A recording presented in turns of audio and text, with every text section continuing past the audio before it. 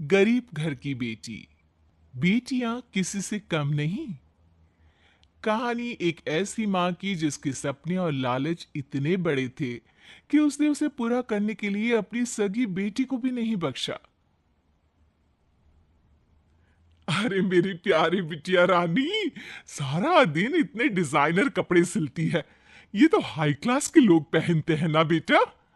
हाँ माँ, तभी तो इनके सिलने के लिए मुझे इतने अच्छे पैसे मिलते हैं। देखो माँ, अगले महीने घर में रंगीन बड़ा टीवी लगवा दूंगी। हाँ। अरे जीती रहे बेटा।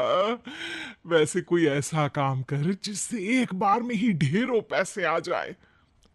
आने को तो इसमें भी अच्छी कमाई है माँ, लेकिन एक दिन में एक ही कपड़ा सिलो तो आराम भी है ना। वैसे क्या करना है माँ इतने पैसों का?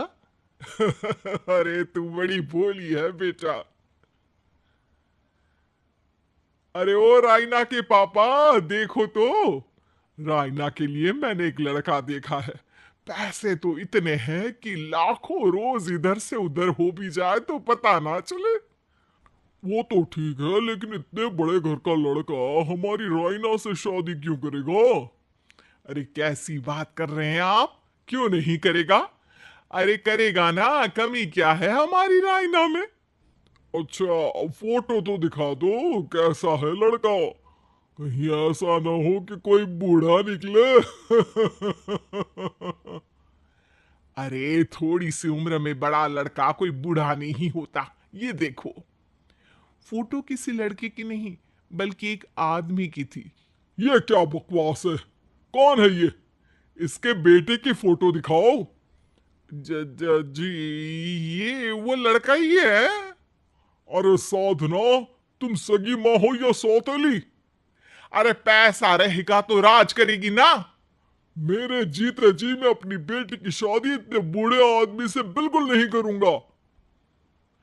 जब मैं अपनी बेटी के लिए लड़का पसंद नहीं कर सकती तो मेरा इस घर में रहने का अधिकार ही नहीं है।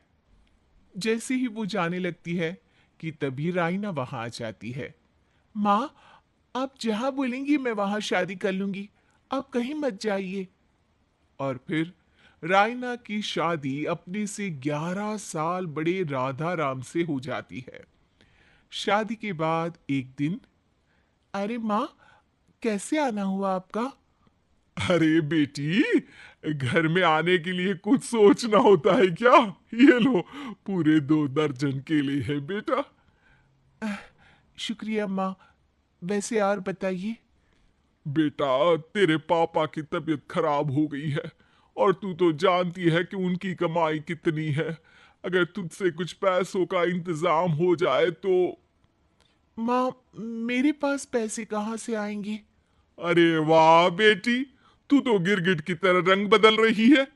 अरे तुझे पढ़ाया लिखाया, तेरी शादी में पैसा लगाया, अब तेरे मायके वालों को जरूरत है तो तू ऐसे जवाब देगी? अरे अरे माँ, ऐसे मत बोल। मेरी मुंह दिखाए में जो पैसे मिले थे ना, वो मैं तुझे दे देती हूँ। लेकिन अगली बार से आपको जब पैसों की जरूरत हो तो आप कुछ दिनों पहले ही बता देना।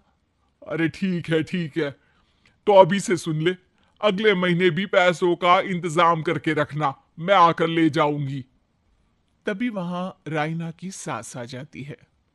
अरे अरे समधन जी, कैसे आना हुआ? और कुछ खाया पिया आपने? अब जी वो केले लाई हूं पूरे 2 दर्जन। अब बेटी के ससुराल आना था तो खाली हाथ थोड़ी ना आती मैं। कोई बात नहीं बहन जी, आराम से बेटी से बात करिए। मैं और भी कुछ खाने को भिजवाती हूँ।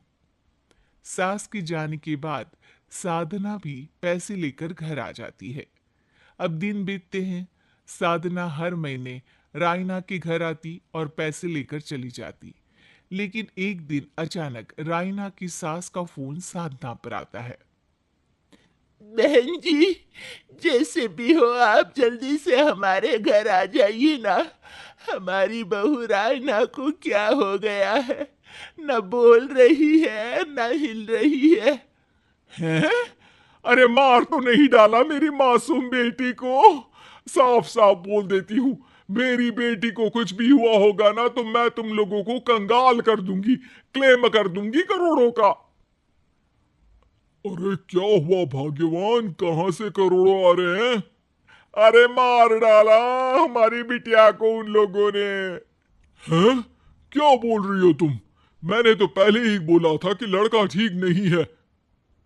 दोनों रायना के घर पहुंचते हैं, जहां रायना का पति कहता है, अरे अरे आप डरिए नहीं, डॉक्टर ने कहा है कि वो अब खतरे से बाहर है। अरे पर वो खतरे में गई क्यों? अरे क्यों मेरी लड़की को मारने की कोशिश की गई? अरे वकील करूंगी बड़े से बड़ा और सबको सड़क पर ले आऊंगी। अरे सौम्या की माँ में इतनी हिम्मत है कि वो अपनी बेटी को पाल ले। रास्ते में ले आऊंगी तुम लोगों को। हाँ। अरे माता जी, लेकिन डॉक्टर की बात तो सुन लीजिए। नहीं नहीं, मुझे किसी की बात नहीं सुननी मेरी बेटी। अरे सुन तो लो भाग्यवान की क्या बोलना चाह रहा है तुम्हारा दामाद।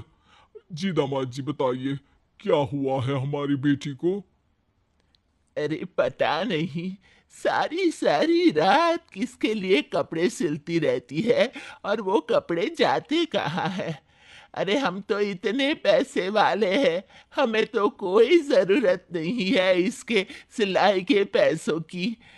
मैंने तो कहा भी कि बिटिया अगर इतनी इच्छा है तो दिन में एक ड्रेस सिल लो, लेकिन मानी नहीं। आप ही की बेटी है, पूछिए आप, पूरे होश में है अब। हाँ।